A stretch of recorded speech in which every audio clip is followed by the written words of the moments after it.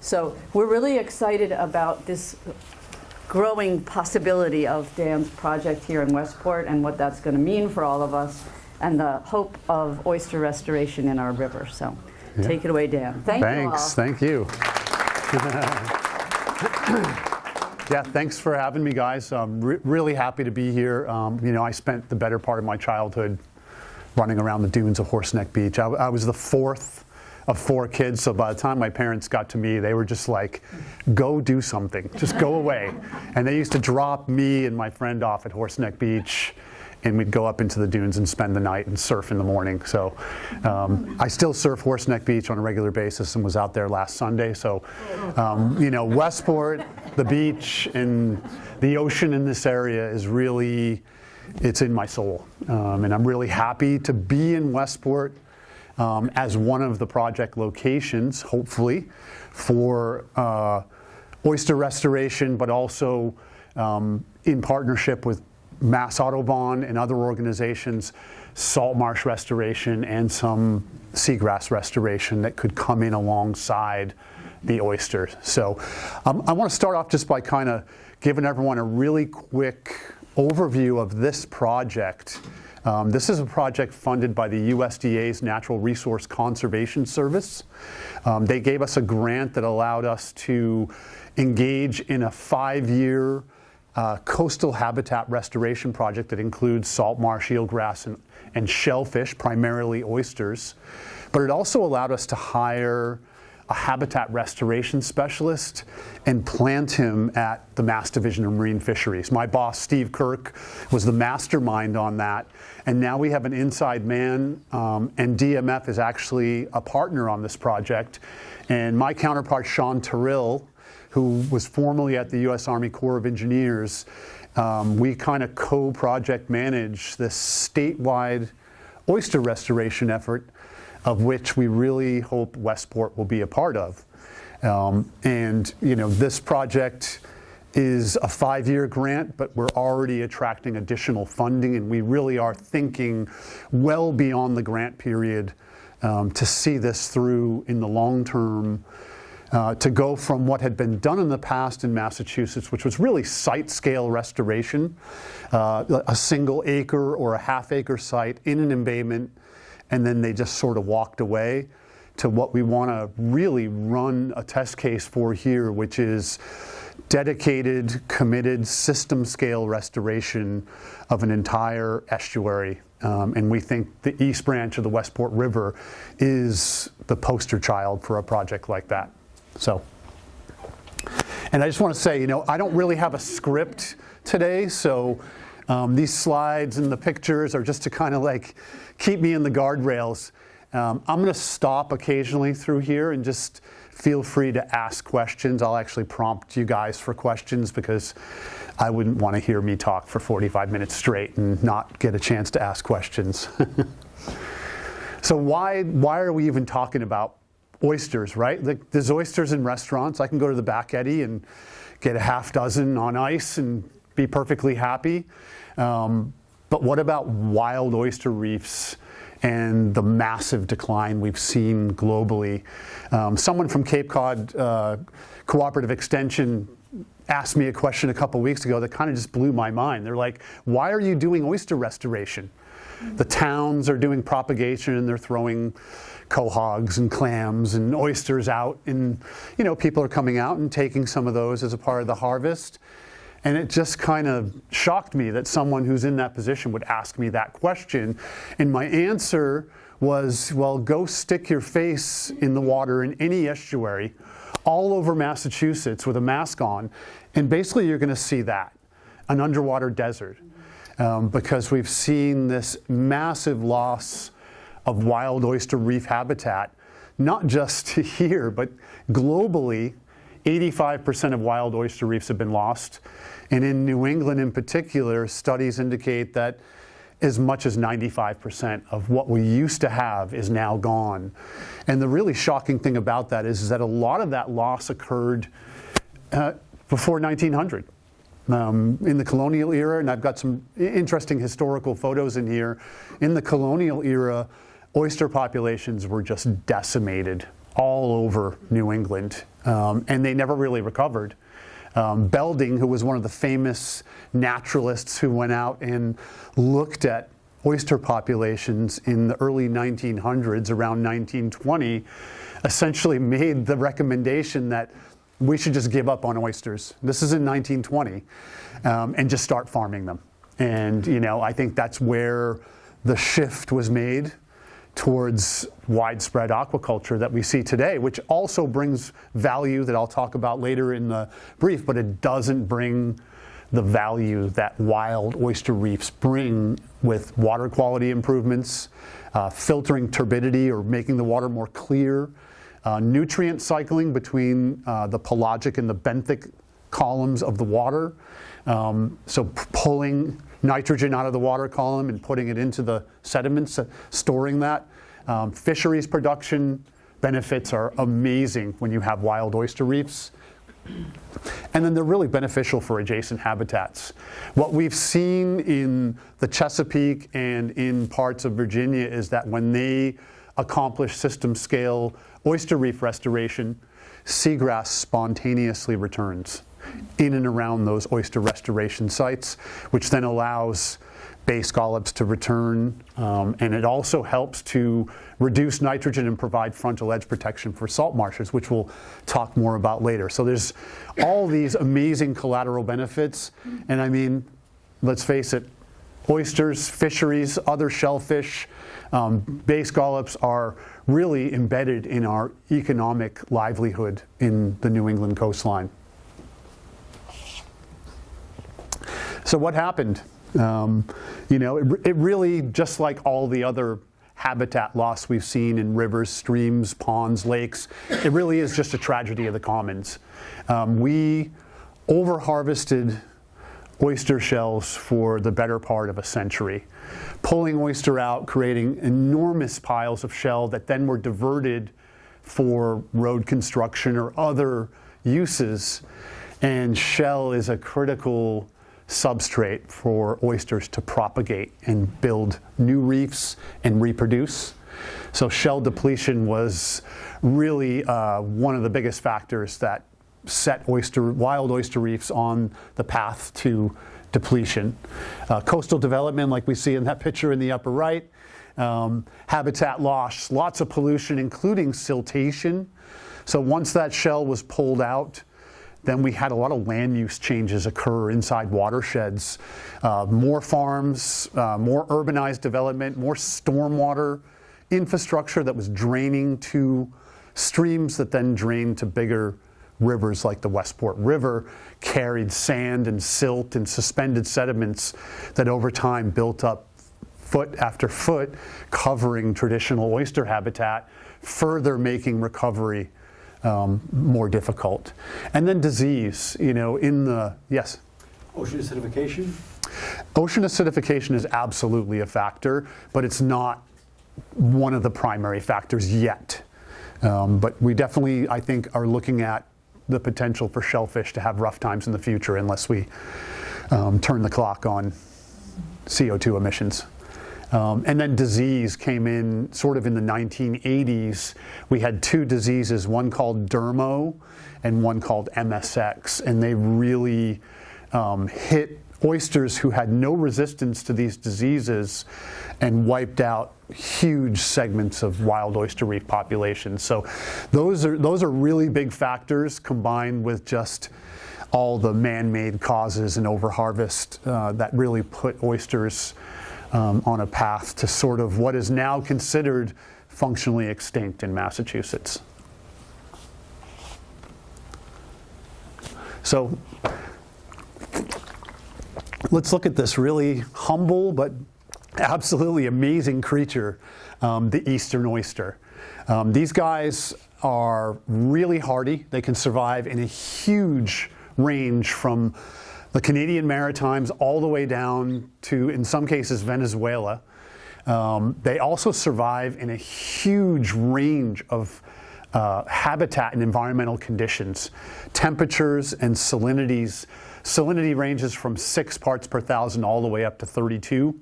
temperature ranges down below freezing, and there are cases of oysters being frozen in ice for months on end and then recovering afterwards, and they can also survive in places like Puerto Rico in the Caribbean. So they have this amazing ability to survive in a wide range of habitats and environmental conditions, and they also have an amazing ability to sort of regulate their body metabolism to match up with what's going on in the environment. So in the winter months, oysters for the most part will clamp down and go dormant because there's not a lot of opportunity for feeding. So they go dormant for months on end, and they conserve energy by lowering their metabolisms to a point that's just really slow. And then come springtime, they wake up, they feed, and then they spawn. So really incredible creatures. They're broadcast spawners, so that means they just release sperm and eggs into the water column. And an interesting fact about oysters is that they're actually hermaphroditic. So most oysters are born males, and then at right about 1 or 2 years old, a segment of that population will change sex to be females. And females tend to outnumber males in healthy ecosystems, and then males outnumber females in less healthy ecosystems. The females, the bigger they get, the more fecund they become, the more eggs they will release, and the same with males. So larger, more mature wild oysters really increase your potential for spreading that population, but they require a hard substrate. And this is really the crux of the matter with oyster restoration, is that when we go out into these estuaries, in that picture we showed in the first slide of just this mud, silt-covered bottom, if an oyster larvae lands on that bottom, they're going to die within a day or two. If they land on a piece of shell or a piece of rock, or I've even seen bicycles that have been discarded into rivers that are covered in oysters, they'll attach and start to grow out. So really hardy, but they need substrate. And what we're finding all over Massachusetts as we do surveys in all these different estuaries is that the bottom substrate just isn't there. But we have an answer for that, and we'll talk about that in a few slides. Yeah? Now, to make two final points on it, but how about clam shells versus oyster shells for substrate? Is that critical at all? There are tiny differences, and actually the state of Maryland just released a report today on alternative substrates for oyster. I could share that with anybody, but they looked at Western Pacific oysters, Eastern oyster shells, dredged oyster shell, granite, and a few other like concrete rubble substrates, and they actually did lab testing to look for spat settlement.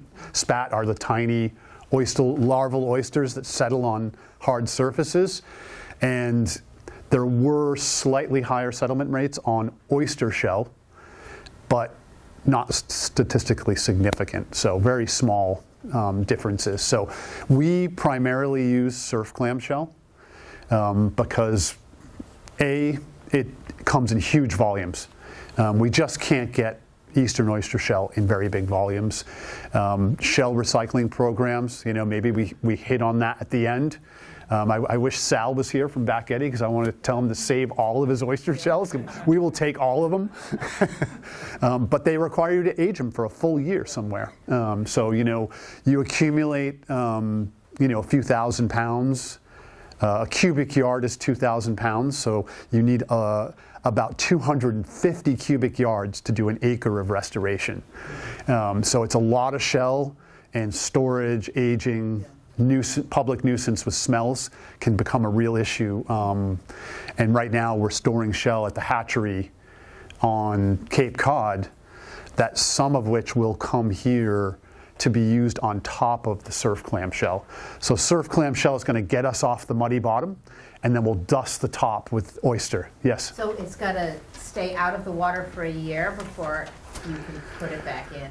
Yeah. You can't just eat it and toss it? You could do that. I would encourage that, actually. I can't do that. Because we have to get permits from Mass DEP and the U.S. Army Corps of Engineers in order just to put shell in the water. It's a battle. That you have to let it sit for Right. It's not for the oyster's benefit. In some ways it is, but it's a bit of overkill, right? So, if you have oysters that had MS exodermo and those shells were immediately put back in, there could be tissue still attached to those shells. It's carrying MSX and derma, and we would never want to bring disease in from one area into another. So aging that's one aspect of it, but it's, yeah, John.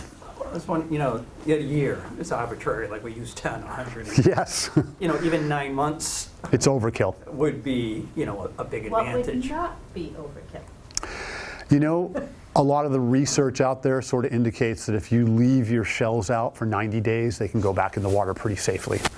But, you know, Mass DMF and other regulatory agencies are sort of operating at a higher caution threshold, and they're trying to avoid any transmission of disease. So surf clam shell comes from offshore. It doesn't carry diseases that are related to oysters, and we can take that from a shucking house and put it in the water the next day, as long as it's clean. So that, and it's available in the thousands of cubic yard volumes that we need to accomplish restorations on the scale we want to do here. So, yeah, I mean, last thing I wanted to show on this slide is just that, like, 45 minutes in a tank, and this 15 oysters right here just cleared the water. I mean, these guys are just absolutely amazing at cleaning up water, and they also build reef structures as they grow on top of each other that really have the same ecosystem services as a coral reef. They provide habitat for all kinds of fish that are important to recreational commercial fishermen. You know, black sea bass, striped bass, flounder, nursery fish all will grow up in the nooks and crannies of a wild oyster reef, safe from predators, and then make it out to the fishery, whereas in a barren floor, their chances of survival are a lot lower. And then there's a whole cascade of forage species that those fish eat, other fish eat, wild birds eat, that also live in and amongst. There's 300 species cataloged as having lived on or in wild oyster reefs. So they support a huge amount of biodiversity. I had a question on the grants without the cages versus Yeah. reef. Not in terms, I know the biological activity increased with the reefs and all that, but I mean in terms of the filtering. The filtering is the same. I mean, they're all oysters. Have on a, you know, a row of colors with the oysters there. Yeah. So it's the same thing. All right.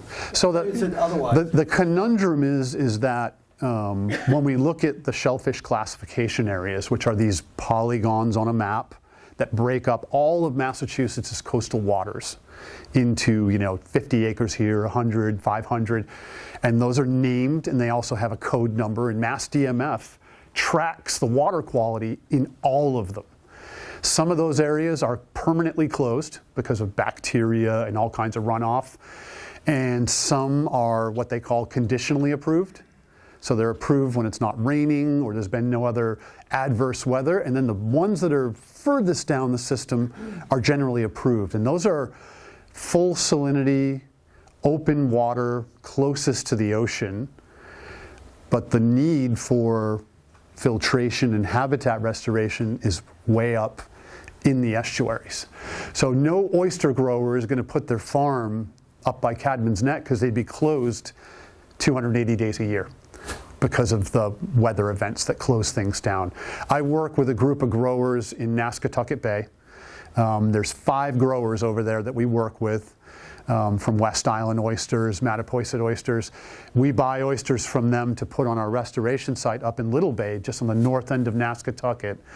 Those guys were closed almost 300 days last year because of combined sewer overflows from New Bedford and rain coming down off Route 6, carrying bacteria and other things with it. So, you know, those guys made that decision decades ago before regulations changed and the new FDA guidelines came down for water quality and selling commercial oysters.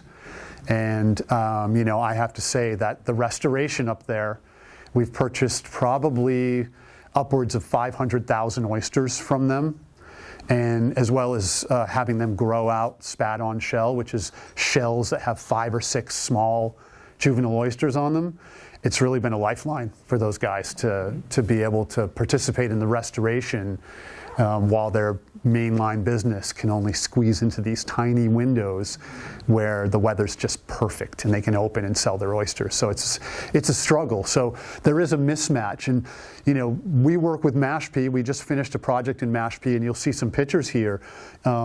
Chris Avis, the shellfish constable in Mashpee, has his own upwellers. He grows baby oyster that's like the size of a grain of sand all the way up to 20, 30 millimeters, and he puts them out in cages in strategic areas where the nitrogen levels are high. He has 4 million oysters just sitting in cages. This is the town paying for this just to remove nitrogen from those waterways like Wacoyet Bay and Papaneset Bay and other impaired waters. So this is really an integral part of their nitrogen management, along with the really expensive process of trying to sewer or do nitrogen removing septics and all these other strategies, controlling stormwater runoff. Oysters can be a piece of that pie, and if you restore them in numbers large enough, they can really pull some nitrogen out of the water. And the new MS4 permits are allowing you to claim credit for every oyster that comes out of the water. So it's something else to think about going forward. And we talked to Bill Chase and Rick Smith about this, but getting their upwellers and the ability to grow oysters to both use on the restoration sites, but also just to have out there. Filtering the water is another potential future project here in Westport. So just real quickly, I wanted to just show you what does an oyster life cycle look like. It starts on the reef, and it goes full circle right back to the reef or to some other suitable substrate. So if there's a small oyster reef and the oysters are spawning, and that larvae drifts away and lands somewhere where there isn't a reef or isn't a rock or something suitable for them to settle on, that population just slowly dwindles and can't support itself. So there is an importance here. I mean, it's amazing that any of these guys survive anyway, because they're just broadcast into the water column, and they're like popcorn just floating around for anything that's hungry to come and eat. So all these veligers and petty veligers that then grow a foot they start settling and looking for something to attach to and grow. But in the meantime, they're really easy prey for a lot of things out there, which is also another reason why we're looking upriver into the lower salinity areas, because we're not taking up space from people who want to have aquaculture farms. We're addressing parts of the river that have nitrogen problems, because the further up you go, and you'll see from the bay data, the further upriver you go, the worse the nitrogen and bacteria problems go. And oysters do eat bacteria. And those are the places where we want to direct the restoration into, so that it's not taking up cohog fishing, it's not interrupting aquaculture, but we're getting the maximum amount of benefit from it. So I kind of already talked about this, so many benefits to oyster reefs in our estuaries. At one point, Massachusetts had upwards of 20,000 acres of oyster habitat, and that's still only a 1970s baseline. So if you can imagine, that was derived, and if you're interested in looking at these habitats, you can go to a website called Shellfast. It's a really cool, Massachusetts is pretty incredible with their GIS stuff. They give us so much free information on maps. But if you go to MassGIS and you go to Shellfast, it's a planning tool, but it has layers of historic shellfish habitat that you can layer onto the map wherever you want to in the entire coast of Massachusetts. And those were derived in the 70s and 80s when Division of Marine Fisheries regulators went out and talked to every single shellfish constable in Massachusetts, and they went out on boats with these guys, and they literally drew with a pencil on paper maps, where are oysters, where are cohogs, where are people harvesting this, and they developed an understanding statewide of where all these different shellfish are growing. And then they converted that and digitized it for all of us to look at. And if you're someone who's thinking about starting an oyster farm or becoming a commercial quahog digger or soft shell clam digger, these things are invaluable for you as you look to go ahead and get permits and do all those things. But oysters, the habitat loss has translated over into a loss of water filtration, a loss of fisheries, a loss of adjacent habitats like seagrass. And I mean, in the first slide, I had a little bullet there that said from 3 days to 365 days. I don't know if anyone caught that. I forgot to talk about it there. But there was a scientist named Roger Newell who did decades of research in the Chesapeake. And the Chesapeake really is our guiding light on all of this, because they are really nearing the end of a successful, enormous system scale restoration of oysters in the entire Chesapeake Bay and all of its tributaries. It's really an amazing story, but they had to knock down a whole bunch of hurdles to get there. But Roger Newell did a lot of mathematical calculations in his work, and he determined that the historic oyster population could filter the entire 1.7 trillion gallon volume of the Chesapeake Bay in 3 days. Today, it takes the oyster population 365 days to do the same work, and we're really just a smaller analog of the Chesapeake Bay here in Buzzards Bay or in the East Branch of the Westport River, where I imagine if we went back to the early 1800s, colonial times, that there were probably, estimates are from the 1970s numbers that there was 360 acres of oyster in the Westport River. Today we probably have 2 or 3, if that. Going back to what the natural state of things prior to massive overharvest, we were probably in the thousands of acres of oysters in the Westport River system before we started overharvesting them. So imagine their ability to filter that water to provide this amazing habitat structure, which you can see is it's colonized by so many different creatures. It's this amazing foundational species in the estuary and provides life outwards in many concentric circles from where it actually sits. And the other thing I really like about oyster reefs, and we're really working with Mass Audubon and the trustees and the Fish and Wildlife Service, is that they can play a coastal protection role, especially in salt marshes, where we're seeing a lot of erosion and frontal edge collapse on salt marshes that are slowly subsiding, that are getting too much nitrogen. And when a salt marsh gets too much nitrogen, the roots go really shallow and the stalks go really tall, which then makes that marsh and all the peat that's holding it together susceptible to just crumble.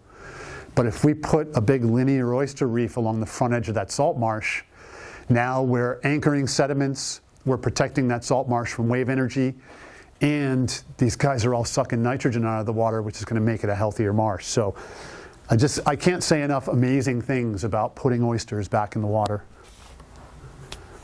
And this is a picture from the Chesapeake area, and you can just see that, maybe that there used to be marsh there, and maybe sea level rise or other erosionary factors caused that marsh to die off, and then the oysters were colonized onto it, and now they basically just surround that marsh. Those oysters, because of their really rough structure, they create a high friction coefficient.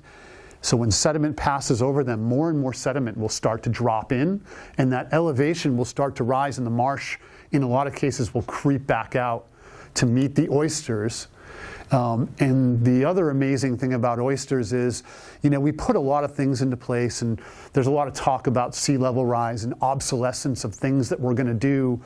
When you put an oyster reef in the water, research indicates that the growth rate and the settlement rate of oysters essentially keeps pace with sea level rise. So as we see melting in Greenland, I mean, who knows what's going to happen in Greenland, right? Could get paved over if Trump gets his way.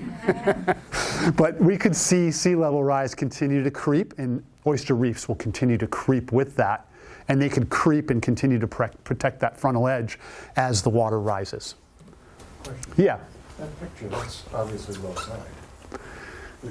I would never have thought that they could survive the heat of the sun. Yeah, But it's amazing. It's truly it is. amazing that They're really tough. And they're on the bottom. Yeah, and they do this in Wellfleet as well.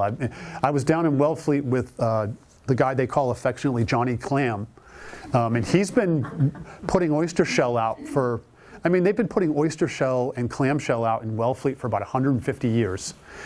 They made the horrible mistake of telling Mass DEP they were doing it about 6 months ago. And they shut them down, and now they're having to go through this really lengthy, expensive permitting process to do what they've been doing for 150 years, which is take care of their bay and take the shell that's being eaten and get it back into the water, because they know, intuitively, they know that's where it belongs.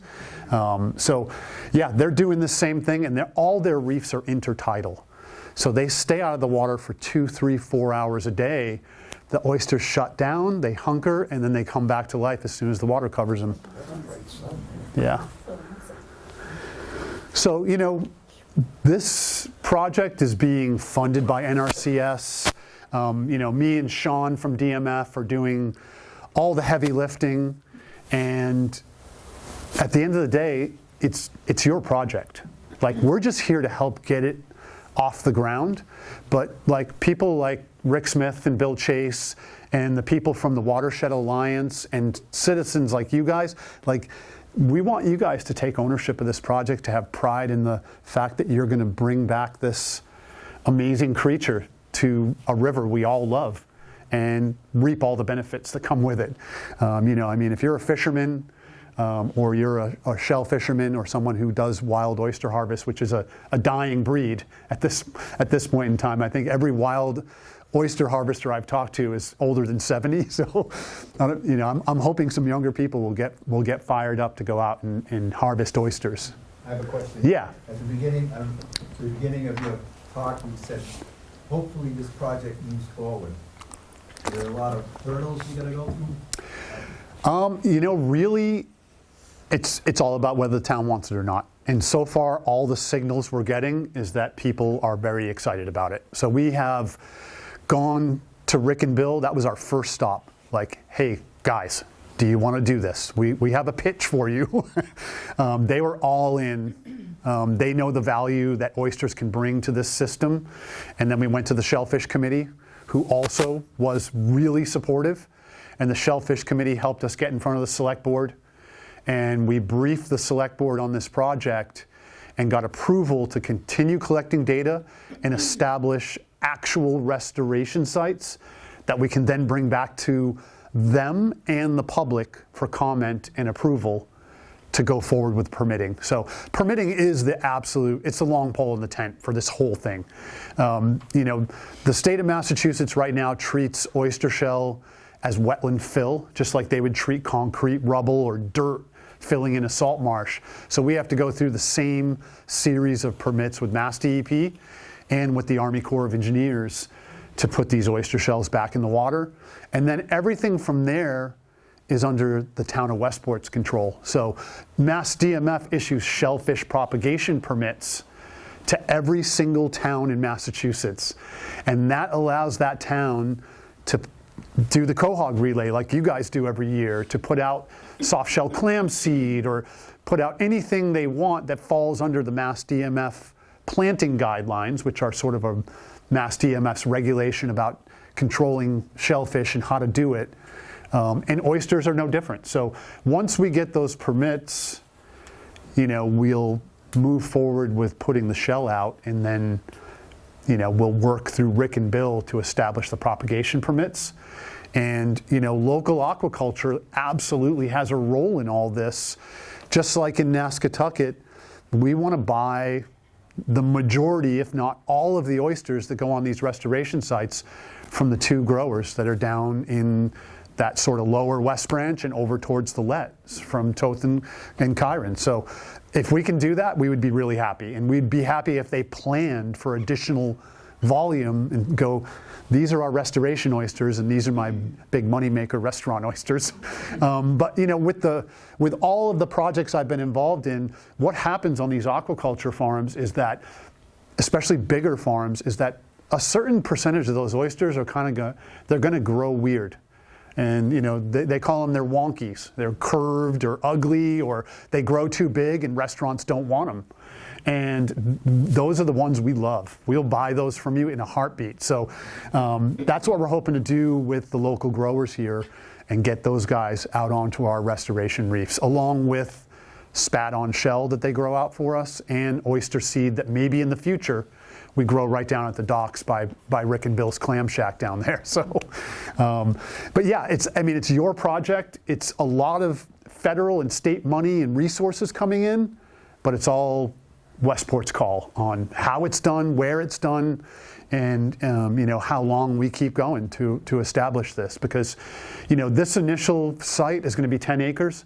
It's like a tiny down payment on the 60 acres we really need in the Westport River to achieve that kind of restoration. And these sites, just like looking at those three bottom ones, aquaculture, they're all about production and get it to market.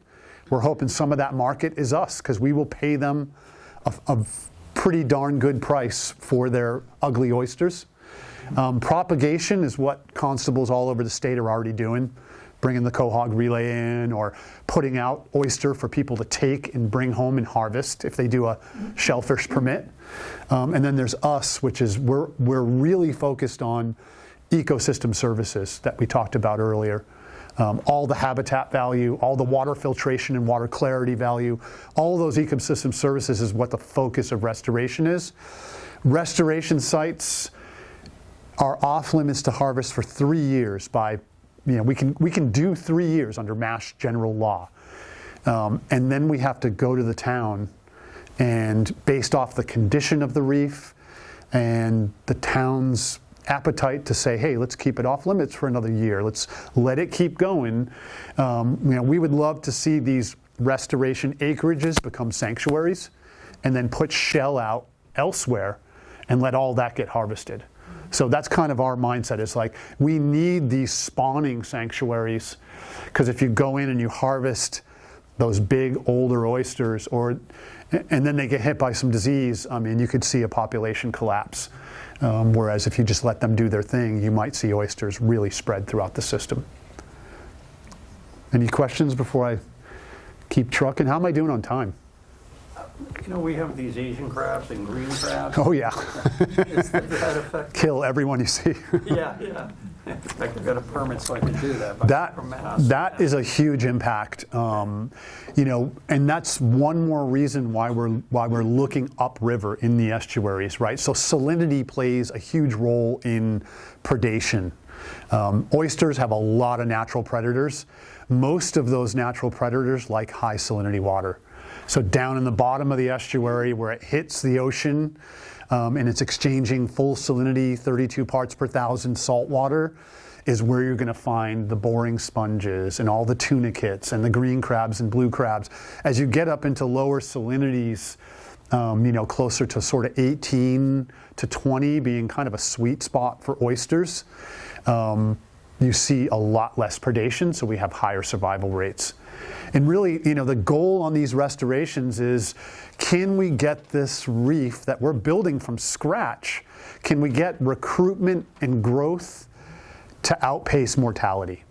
Because there are a lot of factors that will kill oysters off. And, we're taking farm-raised oysters that were meant for the half-shell market, and we're going, hey, go into the mud over here and survive. And those are, and Sean and I are right now, we're talking to ARC, which is the hatchery down on the Cape, about pulling, and we want to work with Dean, who's one of the few last remaining wild oyster guys here, to harvest a big chunk.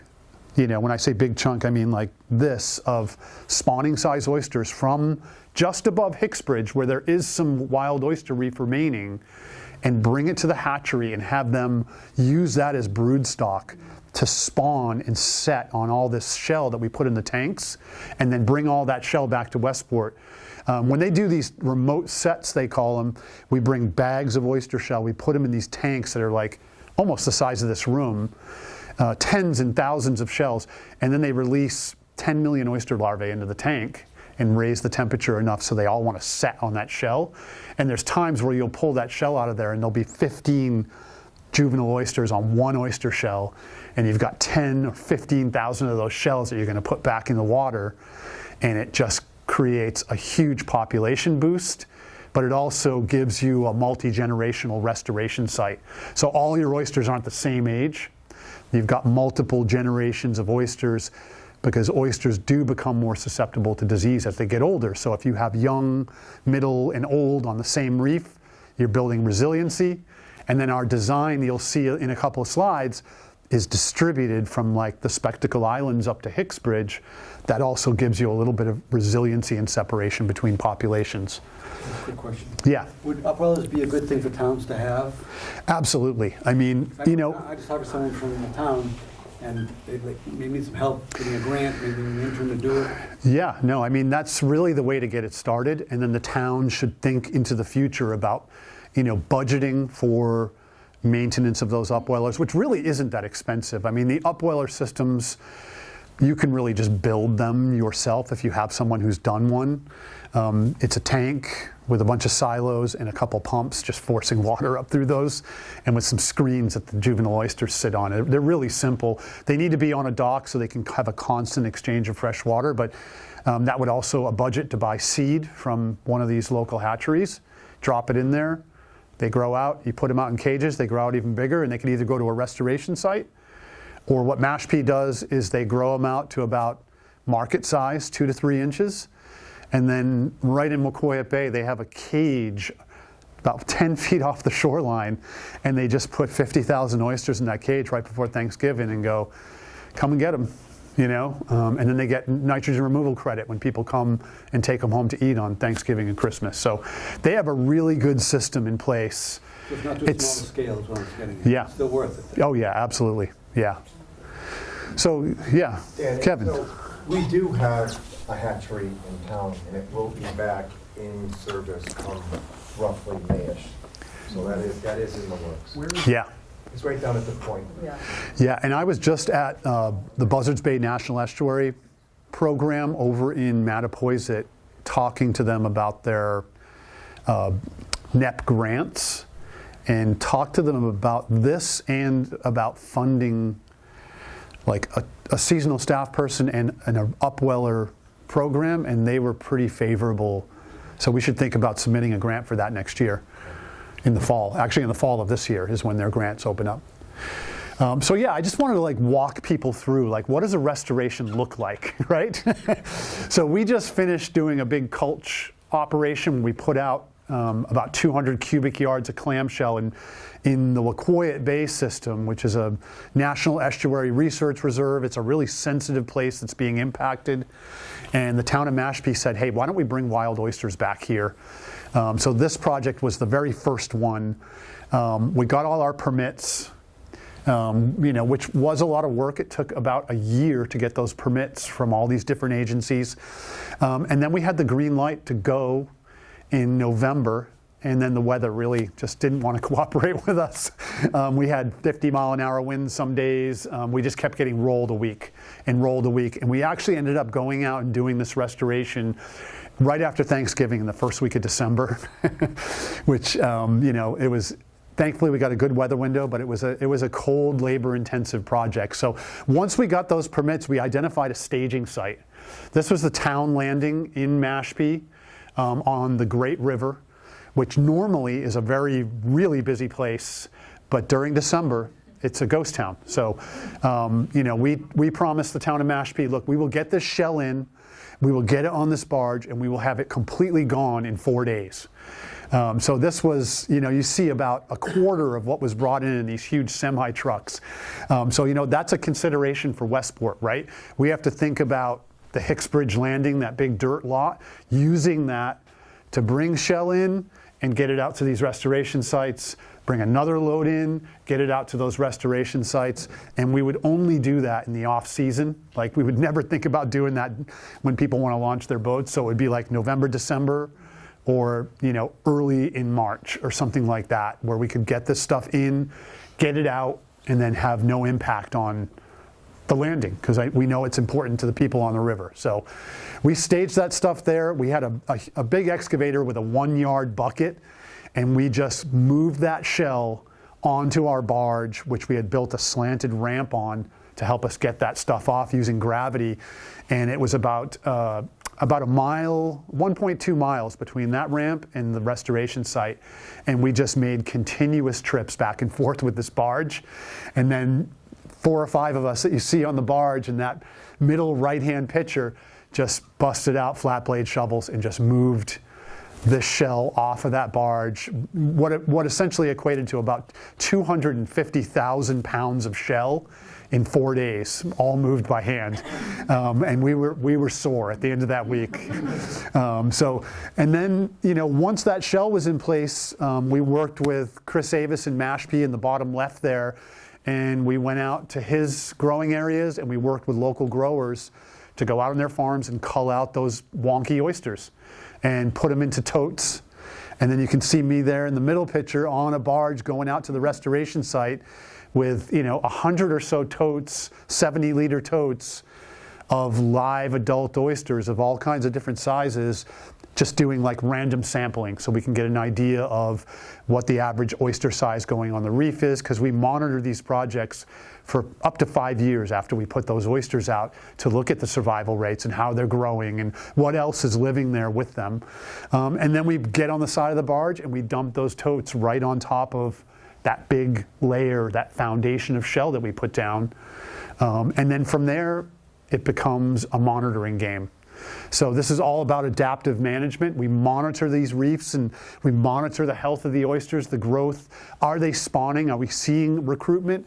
And we do that across, a whole series of different metrics that I think I have in a slide here. But it's hard to imagine. And I found this really cool series of graphics that shows kind of like what we have out there now. Actually, what we have out there now probably doesn't even look as pretty as that top picture. It's actually really gross, black, anoxic mud. And if you pull up a paddle from it, it smells. It's nothing wants to live in it, including even quahogs and clams. When you get up towards Cadmans, they don't even want to live in that mud because it's just, it's not a nice place. There's a few macroinvertebrates living down in there. We put the shell down and we get these rows or mounds that are set inside of boundaries that are approved in our permits. And then we start putting oysters, and we also start seeing all these the 300 other things that live on an oyster reef start showing up. And they start colonizing this reef and using it for shelter, feeding at the reef site, and doing all kinds of other normal fish activity in and around the reef site. And then you start moving towards restoration. Yeah, so these are some of the, yeah. Do you see this being cordoned off? And sometimes people, by accident, sometimes people don't care about using the channels. Do you worry about propeller damage to the reef? So we talked to Rick and Bill about this right up front, and they want to put out, yellow buoys on the 4 corners and then maybe at the midpoint. These are the way we have, and you'll see a really good GIS map of this in a couple slides, the way the reefs are laid out. They're in 1 to 2 acre parcels. We, avoided fronts of people's houses. We avoided anywhere there was a dock, anywhere there was a mooring field. So, if we can buoy those areas off, they're kind of adjacent to the salt marsh, not in front of anyone's house, not near the channel. I feel like people will skirt around them, especially if we can get the word out. We also talked about doing some public, posting at the town landings. So Yeah, absolutely. can learn about this, because there's going to have to be, a real awareness of where those areas are. Yeah, we don't want anyone to run aground on one of those reefs. We want to put out a notice to mariners through Bill. Yes, sir. Just a quick question. You keep referring to the east branch of the river. What's going on with the west branch? Is that we'd love to bring there is suitable oyster habitat in the West Branch, and I have a good map that's coming up here that talks about kind of why we kind of neck down onto the Cadman area and the area just south of Hicksbridge. But yes, I think, to me, I'd love to see this just be phase 1 and slowly move out into other areas of the East and West Branch system and achieve our 60-acre goal. So yeah, this is what we do after we put out that culch and before we put our first oysters down. Sean and I have a side scan sonar and some bathymetry equipment, and we run back and forth over the reef on these transects using a really accurate GPS like a surveyor uses when they're surveying a property, and that lets us geo-rectify that three-dimensional profile of the reef, so we know exactly what's down there, the elevations, the shape, and then we can come back and do that after we put our first oysters down, and then every year thereafter to see, it'll detect changes as small as 1 centimeter in elevation. So as we run this year over year, we'll see the elevation changes in oyster growth on the reef, and we also do one of these at the start. Yes? Could you explain the graph here? Yeah, the graph. Inches? Is that feet? Is that millimeters? That is feet. So 0 is like your mean lower water. And what you're seeing there is that yellow line on the side scan sonar that's going across it, across that like trapezoid. That is a run across the reef with bathymetry, and that's showing you the actual profile. So you're seeing the shape of the reef if you were to look down at the long way, just for that one line. So we ran about 50 of those lines down the reef. So we have profiles for like basically every 6 feet. We know the elevations of the reef, and we do that to make sure that none of the reef is going to stick out of the water at low tide. So we go back with bull rakes. Yeah, we go back. Yeah, all of our restorations, some of those restorations are from like Chesapeake and things like that, like the one with the marsh around it. All of the restorations we're doing in Massachusetts are subtidal. And there's a couple of reasons for that. One is, we don't want to interfere with people's use of that intertidal area. And 2, it changes the whole permitting game for us if we try to go intertidal. So we're staying subtidal, and we think, based off the feedback we've gotten from people in Mashpee and people in Nascatucket and in Bourne, that they'd like to have the reefs underwater, know that they're there, but they don't want to see them all the time or walk out 10 feet out and step on one. They want it to be out a little ways where it doesn't interfere with normal recreation. So that chart says that the depth of the shell that you put in right changes the bottom profile by as much as a foot. Yep. That's what we're shooting for, is 1 foot of elevation on the reef at the center, and then it bell curves off. Now, when you put a reef like this into a spot like it is in Wacoya in Hamblin Pond, we're going to see probably 3 to 4 inches of subsidence into the sediments over time. So we're sort of overbuilding the reefs up front with a foot of elevation, anticipating we'll end up with kind of an 8-inch high maximum elevation on the reef. Okay, so as an engineer, I think you should put a scale. Yeah, this was cut and pasted off of a bigger, and I didn't want to kill people with graphs, but I just wanted to show the profile. Yeah, so we already talked about this. We're looking for 16 to 20%, which is 60 acres, and oysters, they get along with seagrass. So this is some of the monitoring stuff I was talking about. We started monitoring Hamblin Pond a year in advance of putting the shell out. So we put dissolved oxygen loggers, salinity loggers, temperature loggers, and depth loggers that are on the site where we're going to do the restoration, and monitored throughout that entire year leading up, so we have a baseline of what the environmental factors were. And then we're going to continue doing that at all these sites for up to 5 years afterwards as we adaptively manage them. Yeah, so this gets us to like the big question, like why did we settle on Westport? So when my counterpart and I first kind of got handed this project, like, hey, do oyster restoration in Massachusetts. And oh, by the way, there's 840 shellfish classification areas in the state. Just go ahead and parse those out and figure out where it's best to do it. We thought immediately we're going to have to build a model to get this done.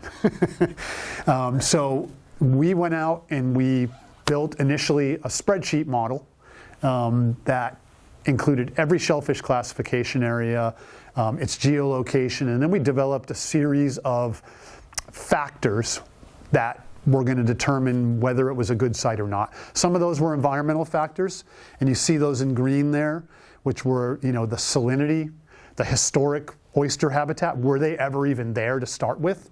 And then the depth. We didn't want to put oysters too shallow or too deep, so we had a sliding scale for all of these different factors where, there was low, Goldilocks, and high. And we ranked those with a weighted scale. And then we also had to take in logistical factors like, where's the nearest boat ramp? We can't drive 10 miles with a barge full of shell to put out a reef because it'll just kill us logistically, right? And then we looked at exclusionary areas. How much of that shellfish classification area as a factor of percentage is excluded by a mooring, an underwater cable, somebody's boat dock, or even an existing seagrass bed. So, and then we worked our way across to, what about the town itself? How's their natural resources department? Do they even have a shellfish constable? Because there are towns all over Massachusetts that don't have a shellfish constable, and it would be difficult to do a shellfish restoration in a town that doesn't even have a person to enforce shellfish regulations. And then we looked at nonprofit partners like the Watershed Alliance that could be a force multiplier. And then finally we looked at, is there aquaculture in that embayment? And Sean and I went through and we gathered this data for all 76 coastal municipalities in Massachusetts and every single shellfish classification area, and then populated this database. And we then went through several iterations of model runs. The first few times we ran this model, it was giving us, results that we didn't think were accurate. And as we did sensitivity analysis, changing things here and there, the model slowly started to act the way we thought it should. And then we used that Excel spreadsheet to create a table that gets pulled into GIS. And this is a dynamic shellfish restoration suitability index that you can filter and select and move all over the state to see where, and you can just filter and go, show me the top 5 restoration sites in Mass. Or you can say, show me the top 5 in Buzzards Bay. It's really become an amazing tool for us to home in on where shellfish are going to do the best, because we need to make sure these first 5 projects are successful. Okay, so that zeroed us into a couple of towns: Mashpee, Westport, Falmouth, the areas up around the Plum Island Sound, the upper Buzzards Bay with Wareham and Bourne, Yarmouth and Dennis on the Bass River, and a few other cities and towns all over Massachusetts. So then we went out and talked to towns, like we talked to Rick and Bill, and some were interested and some weren't. So now we're down to zeroing in on our top sites. So I was talking earlier about like how we got to the Westport River, but there's a lot of real estate in the Westport River, right? So, we looked at these Bay Index scores that the Watershed Alliance and the Buzzards Bay Coalition work really hard to put together. And, we saw this sweet spot right in the middle of the Upper East Branch. It has good depths, it has good potential habitat, and it's impaired. But it's not so impaired like you see north of Hicksbridge, where the river turns red and all those are prohibited shellfishing areas that we can't do restoration in yet. We're working with DMF to try to change that, but there's a lot of reasons why they don't want to do it, and mostly centered around public health. So we zeroed in on that area where you see the dashed box as being really probably the best place in the state of Massachusetts to bring oysters back. Which I think is pretty darn cool. So that's where our restoration sites are focused. And here are the restoration sites based off of, so we've already been in the Westport River and done that same side scan sonar assessment. And what you see on those side scan sonars is you see brighter colors and dimmer colors. And those brighter colors are telling you where the bottom is a little harder, sandier, graveler, and then the more dark orangey colors are telling you it's muck. You're going to sink up to your knees and may not support an oyster reef. So we use that to get ourselves into these polygons right here, which is what we want to bring to the select board for approval. And there'll be public comment on these polygons ahead of that. And then eventually go to permitting for phase 1. This is 10 acres. what you're looking at right here. And this has been through a lot of different iterations to try and basically stay out of the way. Good habitat, but out of the way of all the current uses, so we don't create conflict with the people who use and live on the river.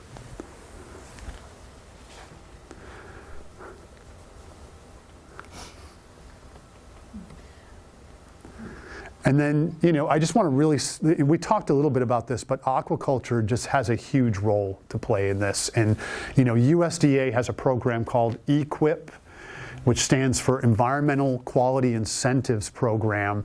And it pays oyster growers to do things that are, to run their farm in an environmentally sustainable way. It actually pays them to unfoul their gear and take that seaweed and fouling and put it onto a land-based composting site. But it will also pay them for their restoration oysters. So they have a huge role to play in this, and there's a mechanism to compensate them financially that's actually very competitive with what they're getting on the oyster market. So really thankful for USDA EQIP. And then TNC has additional funding that we'll bring to the table in periods where there might be application periods where they don't have EQIP funding yet. TNC, like we're going to do in Mashpee this year, will come to the table with funding and purchase those oysters using private funds. So aquaculture, huge role to play in this. Do you guys discuss biodiversity? Great, we know that the oysters that Toph and the others grow will thrive here, natural ones, but are you worried that if some type of disease comes, we should bring in some seeds from another area just for biodiversity's sake? Yeah, I mean, that's why we want to use some of those wild oysters for spawning that are up above Hicksbridge, because we feel like those are the guys who have been naturally selected to persist in the environment. They've been through multiple rounds of dermo and probably MSX as well. So these oysters and the progeny they're putting out in their larvae are probably fairly resistant to some of these diseases right now. Yes? I'm so curious as to what is motivating the Nature Conservancy to do a project like this. I think of the Nature Conservancy as a land conservation. Yeah, coastal restoration and coastal resilience is the Nature Conservancy in Massachusetts. It's our big bet. We're putting everything we can into coastal resilience, coastal restoration. It is going to be where most of our funding goes over the next decade and beyond, whether that is some of the work we're doing in living shorelines and shoreline restoration to prevent hardening, oyster, seagrass, marsh restoration, and then just coastal resilience capacity building in towns. We're getting ready to run a grant program that will train towns how to do a coastal resilience assessment and plan for nature-based solutions, because we know that when you put a seawall in, the day you put it in is about as good as it's ever going to get. But if you restore a dune system, it's only going to get stronger for its entire life cycle. So the coast is really where we're at. And we're also doing some work and getting ready to do some work in Westport with the town on just coastal relocation. There are just certain places that that row of houses is where the restored dune should be or where the restored salt marsh should be. But that is not an easy discussion to have with towns or with individual homeowners who may have multiple generation legacy in that building or that property. That's hard to let go of. And we totally understand that. But we also don't want people to have to leave that property in a crisis. And I think that's where the discussion has to start, to say, hey, how do we buy this person out with a really good, fair, equitable buyout and let them relocate, to a place that is safe and isn't under risk and threat during storms, and then restore that site to the marsh it used to be before it was filled with a bunch of dirt from somewhere up country. So yeah, the coast is where it's at. Yes? I have a question. So you you do the restoration, and it's 5 years, and your pilot project, and you're off to something completely different. What have you accomplished in those 10 acres? Let's say they thrive and they do great. Yeah. But then you go away, there's no support, now what? Now we're hoping that Mass DMF. Mass DMF's in this for the long haul, guys. Like TNC's, going to move to different areas and do different projects because we've got to replicate to go to scale, right? But the town of Westport, in the partnership with Mass DMF and my counterpart, Sean, Mass DMF is all in on restoration statewide. What is that? Even Restoration. Are we talking restoration? doing more of these projects, not just for oysters, but for mussels, for rib mussels, for bringing seagrass back to our estuaries, helping these salt marshes that are starting to go underwater and die off, and they're going to become mud flats if we don't speed up the permitting process and do some beneficial reuse of sediments and runneling and filling these ditches in that are causing them to flood with water and die off. So restoration across all the coastal habitats is where TNC is going. DMF is really vested in shellfish and other fish restoration.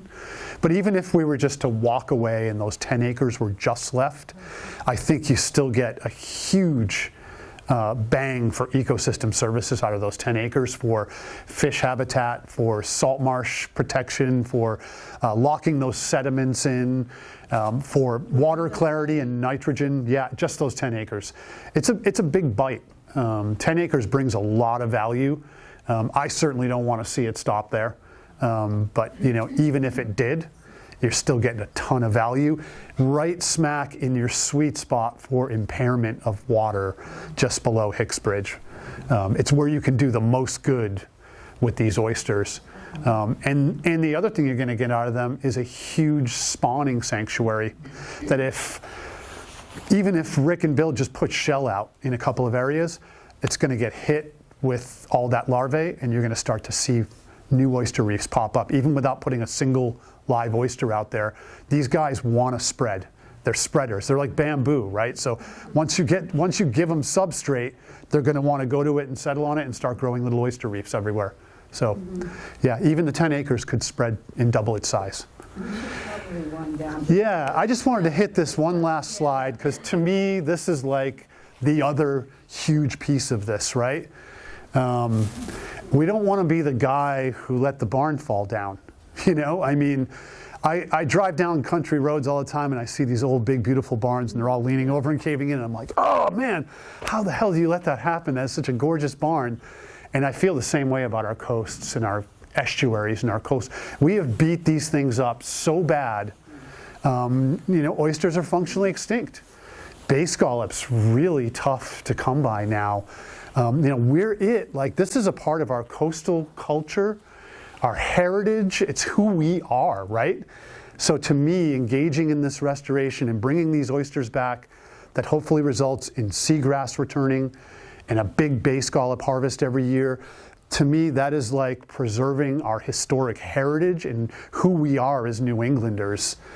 And it's really another just huge reason why I'm so excited about these projects in these key locations all over our state. It's like not letting history slip through our fingers. And that's it. I think we already talked about all this stuff. Any questions? Thanks. Before we break into questions, I just want to thank Steve Ouellette for being here tonight. He is an important person in helping advance from Board of Selectmen now to being a representative, and we count on him to sort of take our concerns up to the State House and rabble-rouse on our behalf. So thank you for being here tonight, Steve. And I'm really, really appreciative, Dan, of just the passion that you have that you've shared with us tonight. Because it's so infectious and we all love this environment so much. Yeah. We want to see it be the best it possibly can be and thrive and into the future. So thank you so much. Thanks. There are some snacks over there if you would like. Yeah. And then we have one Do more you know when question. you're going to present that to the board? So We have support there? we had originally planned to have all our data collection done and go to the select board at the end of February, but the weather again is conspiring against us. So we have some side scan sonar to do off the Spectacle Islands because we want to be 100% sure on what the depths are and then how our 1-foot tall reef is going to interact with tidal levels to ensure that we don't create a navigation hazard. So I'm thinking that April is going to be our new target. If we can get out there in March. Keep us informed though. Yeah. So that Yes. We can do that through the Watershed Alliance. Please. Yeah, yeah, absolutely. Get the support. Yeah, we want to have as many people there from the public to vet this project, to voice your concerns for, against, whatever. But we want to get through those and address them so that we can craft a project that works for the town of Westport, really. I mean, it's your project. And I mean, I have a quote up there from Yvonne Chenard, you only protect what you love. And I feel that people in Westport really, the river's a part of your identity. It's a part of what you love about this town. And I'm really hopeful that people will come out and support. So, Thank you. yeah. Thank you, Dan. All right.